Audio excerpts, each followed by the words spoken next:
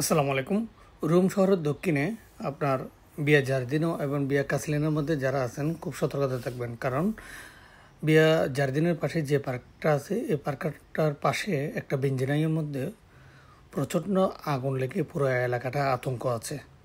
চারপাশে আগুন চড়ে গেছে, এখনও হতাহতের কোনো খবর পাওয়া যায়নি।